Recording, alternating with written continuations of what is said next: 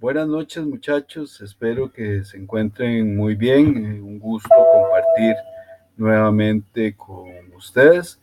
La noche de hoy vamos a continuar y la sesión que estaré presentando, pues tiene que ver con el acercamiento ya propiamente de la elaboración de preguntas según algunos conocimientos previos.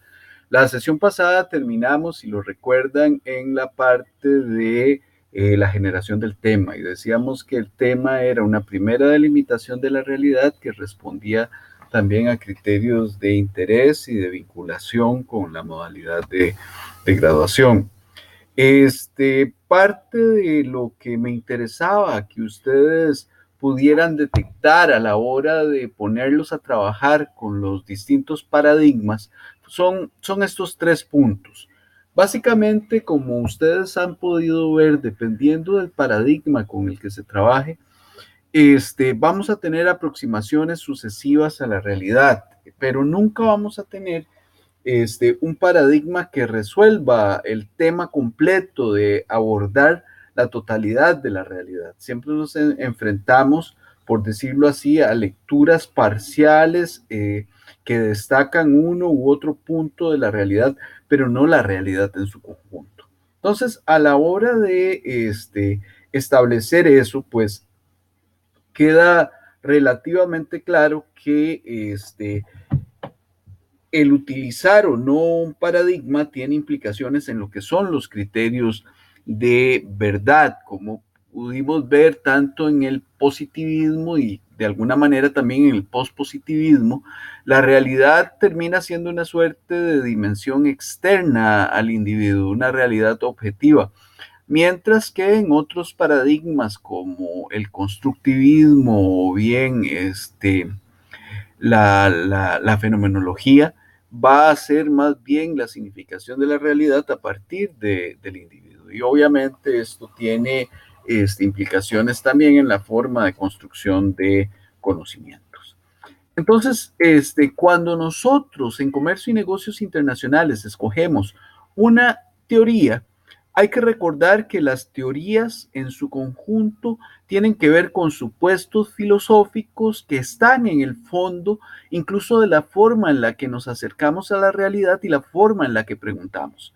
Por otro lado, va a tener relación con las estrategias de investigación, es decir, cómo voy a acercarme a observar esa realidad en su conjunto y también en lo que se ha denominado los métodos, es decir, las formas de recolección, análisis, la recolección de la información, análisis de esta y la escritura y el reporte mismo del conocimiento que ha sido generado. Entonces, cuando hablamos de diseños de investigación, llegamos a la conclusión de que podemos trabajar en tres niveles, con diseños cuantitativos, con diseños cualitativos y con diseños mixtos, que es una de las cosas interesantes que se han venido dando quizá en los últimos 20 años con una mayor familiaridad.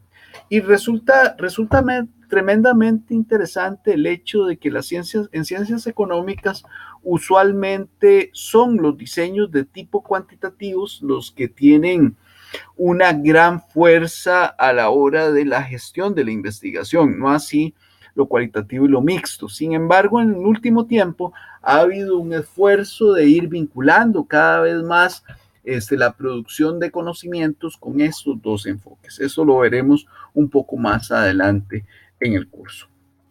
Entonces, cuando nosotros vamos a visualizar el diseño, debemos pensar en las estrategias de investigación y también en los procedimientos de escritura. ¿Cuál, cuál, ¿Cuál es una cosa que uno tiene que entender? El hecho de que durante mucho tiempo se manejó como punto extremo el escoger un diseño de tipo cuantitativo o un diseño de tipo cualitativo. Y la gente y los investigadores solían entender la realidad como una realidad extrema. Sin embargo, y se presentaban muchos debates, debates acalorados, si se quiere, en relación ¿Con cuál diseño de investigación utilizar? Esto, como les decía, dichosamente ha venido cambiando y cada vez más se trabaja con modelos mixtos. Eh, no podría decirse a ciencia cierta que uno sea más sencillo que otro. En realidad, cada uno de ellos evidencia algunas facetas de la realidad que el otro no necesariamente lo hace. Y con el paradigma o el diseño mixto, la ventaja que se tiene es que puede, por así decirlo, sacar lo mejor de cada uno de ellos. Entonces, básicamente recapitulando lo que ustedes leyeron en Credwell,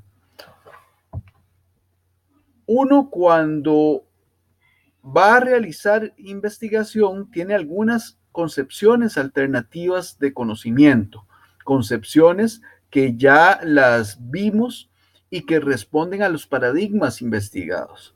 Por otro lado, tiene estrategias de indagación que iremos acercándonos poco a poco a ellas. Básicamente, tenemos tres tipos de diseño de investigación: cuantitativo, cualitativo y mixto. E iremos acercándonos poco a poco a los métodos o procedimientos específicos para el abordaje de cada uno de estos diseños de investigación. Estos se traducen en la práctica, estos tres elementos de indagación se traducen en la práctica tanto en la definición de las preguntas, en el ente teórico, en los instrumentos para obtener la información, en el análisis de datos y en la escritura misma del artículo. Vamos a ver y empezaremos con los diseños cuantitativos, como tanto el problema como los objetivos, como la metodología, tienen importantes diferencias en relación con el cualitativo y en realidad todo el proceso de gestión de la información para obtener conocimiento. Cuando uno va a investigar, tiene que tomar tres decisiones fundamentales. La primera de ellas responde a qué teoría del conocimiento está incrustada o está en el fondo de la perspectiva teórica y en los informes de investigación que se realizan. Y en este caso, respetuosamente agradecería y sugeriría en la modalidad de graduación con la que estamos trabajando. Por eso les pedí que trataran de hacer ese link, porque como ustedes han podido ver en el desarrollo de la tarea, no responden a teorías de conocimiento exactamente iguales, una tesis, un proyecto, una práctica profesional. Son teorías del conocimiento diferentes las que están incrustadas en cada una de las modalidades.